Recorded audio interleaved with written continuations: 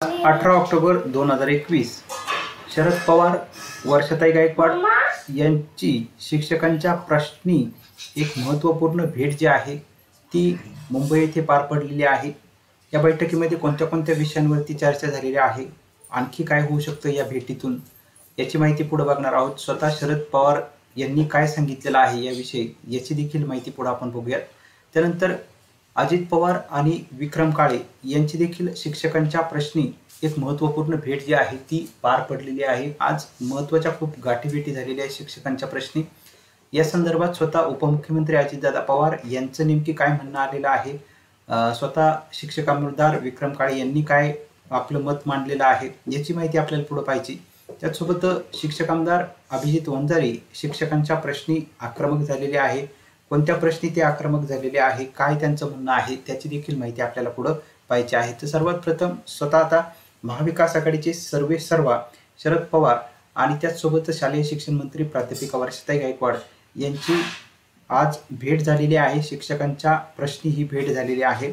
स्वतः शालेय शिक्षण मंत्री प्राध्यापिका वर्षाताई गायकवाड यांनी शिक्षकांच्या प्रश्नासंदर्भात जे अनुदानाच्या संदर्भात प्रश्न असतील, जुनी पेन्शनच्या म्हणजेच आर्थिक जे प्रश्न आहेत त्यांचा पाडा जो आहे तो स्वतः महाविकास आघाडीचे सर्वेसर्वा शरद पवार यांच्या समोर वाचून दाखवलेला आहे। यामध्ये सर्वात महत्त्वाचे जे आर्थिक प्रश्न सध्या निर्माण झालेले आहे शिक्षण विभागामध्ये, यामध्ये सर्वात प्रथम घोषित शाळा अनुदानासह घोषित करण्यासंदर्भात अनुदान मिळणं खूप गरजेचं आहे।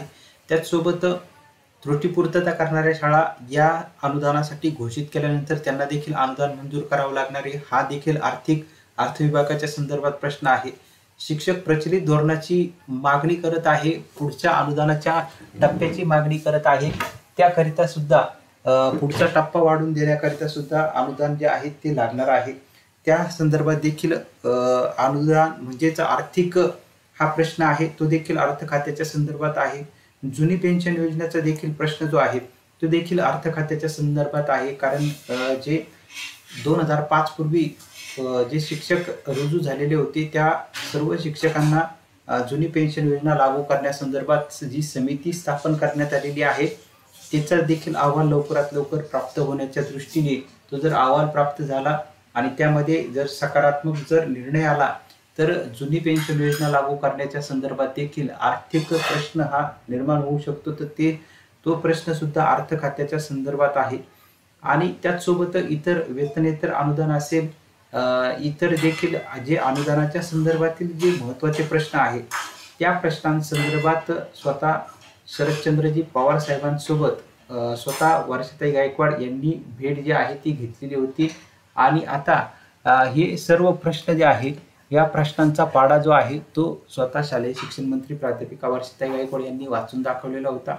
त्या ठिकाणी इतर देखील अधिकारी उपस्थित होते आणि यानंतर स्वतः महाविकास आघाडीचे सर्वेसर्वा शरदचंद्रजी पवार साहेब यांचं देखील याविषयी सांगितलं की हे सर्व प्रश्न आपण सोडवूयात आणि याबद्दल त्यांनी सकारात्मक असं जे पाऊल आहे सकारात्मक त्यांना सांगितलेलं आहे की आपण हे प्रश्न लवकरात लवकर मार्गी लावूयात। तर आता कधी हे प्रश्न सुटताय हे देखील पाहणं औचित्याचं ठरणार आहे, कारण याआधी सुद्धा जे आधीचं जे सरकार होतं त्या सरकारकडून प्रश्न तर सुटले गेलेले नव्हते, मात्र आता महाविकास आघाडीतील जे सर्व कॅबिनेट दर्जाचे मंत्री आहेत ते हे प्रश्न मार्गी लावतील असे कुठेतरी शिक्षकांना आशा होती, मात्र अजूनही ती आशा पूर्णत्वाकडे गेलेली नाहीये। आता येत्या काळामध्ये पुन्हा या विषयी जे आहे ते वेगवेगळ्या निवडणुका लागू शकतात आणि पुन्हा वेगवेगळे प्रश्न जे आहेत ते निर्माण होऊ शकतात। त्यानंतर पुढचा जो महत्त्वाचा आज जी भेट झालेली होती ती स्वतः महाराष्ट्राचे उपमुख्यमंत्री तथा अर्थमंत्री अजितदादा पवार आणि त्याचसोबत औरंगाबाद विभागाचे जे शिक्षक आमदार आहेत विक्रम काळे यांची शिक्षकांच्या प्रश्नी भेट झालेली आहे।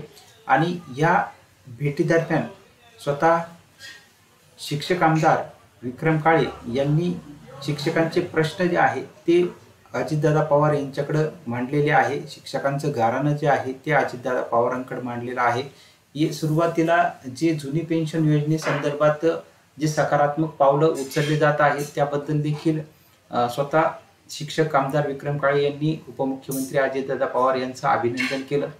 त्यानंतर जुनी पेन्शन योजनेनंतर जे अघोषित आणि त्रुटीपूर्तताचा जो प्रश्न आहे, हा प्रश्न देखील लवकरात लवकर मार्गी लावावा आणि या शाळांना देखील अनुदान घोषित करावं डिसेंबरच्या अधिवेशनापूर्वी, असं देखील आव्हान जे आहे ते शिक्षक आमदार विक्रम काळे यांच्या मार्फत करण्यात आलेलं आहे. त्याचसोबत सर्व शिक्षक आमदार, त्याचसोबत शालेय शिक्षण मंत्री, शिक्षण विभागातील सचिव, अर्थ विभागातील सचिव, असे सर्व शिक्षक संघटनेचे काही पदाधिकारी यांच्या समवेत जे आहे ती आपली बैठक जी आहे त्याविषयी सुद्धा त्या ठिकाणी चर्चा झालेली होती.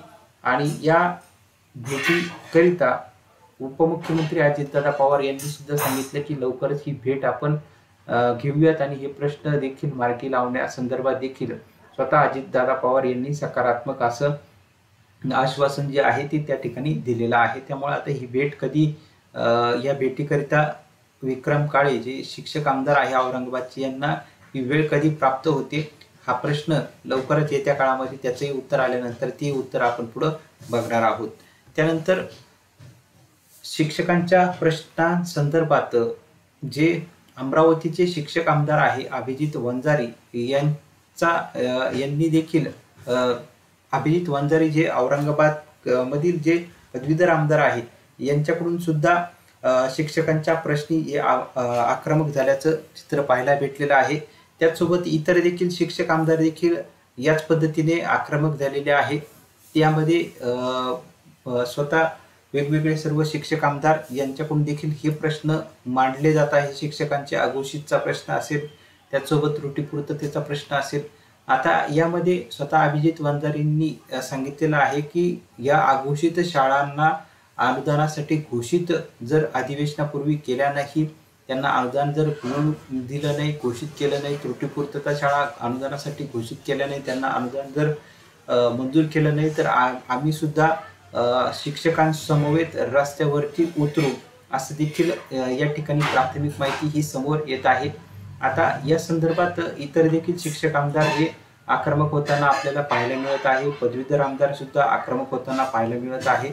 अशाच पद्धतीने जर शिक्षक आमदार, पदवीधर आमदार जर आक्रमक झाले तर निश्चित शिक्षकांचा जो प्रश्न आहे यामध्ये त्रुटीपूर्तता त्याचसोबत अघोषित शाळांचा प्रश्न आणि प्रचलित धोरणाचा, हे प्रश्न जर शिक्षकांचे मार्गी लागले तर निश्चित शिक्षक जे आहे ते आनंदाने आपल्या कामाचा मोबदला त्यांना मिळेल, आनंदाने ते शिकू शकतात आणि कोणालाही आंदोलन करण्याची जी आहे गरज पडणार नाहीये.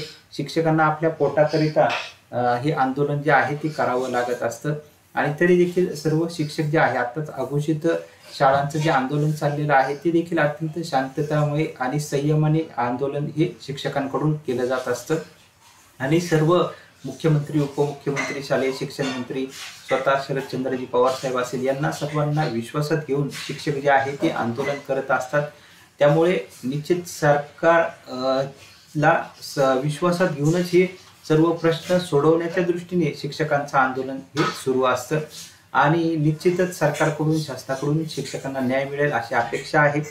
आता हे होत असतानाच अघोषित शाळांना देखील हे अनुदान कधी मिळते, कारण डिसेंबरच्या आधीच 15 नोव्हेंबर पर्यंत EPCच्या बैठकीपुढं या सर्व शाळांची माहिती गेली पाहिजे, तर अधिवेशनामध्ये हा विषय मंजूर होऊ शकतो.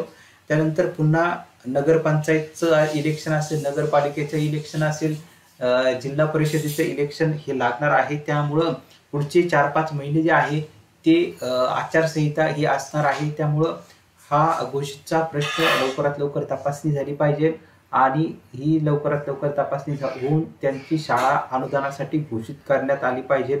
अन्यथा हे जर प्रश्न लवकर, आणि त्याचसोबत शिक्षकांकडून, शाळांकडून देखील त्रुटीपूर्तता या लवकर झाल्या पाहिजे. अन्यथा या आधीचा अनुभव असा आहे का त्रुटीपूर्तताकरिता शाळांकडून सुद्धा, शिक्षकांकडून सुद्धा डिले झाल्याची परिस्थिती पाहायला मिळते. 2-2 महिने काही शाळांकडून या त्रुटीपूर्तता लवकर केल्या जात नाही आणि त्यामुळे ज्यांच्याकडून लवकर त्रुटीपूर्तता केल्या गेलेल्या असतात त्या शाळांना या विलंब करणाऱ्या शाळांचा फटका बसतो.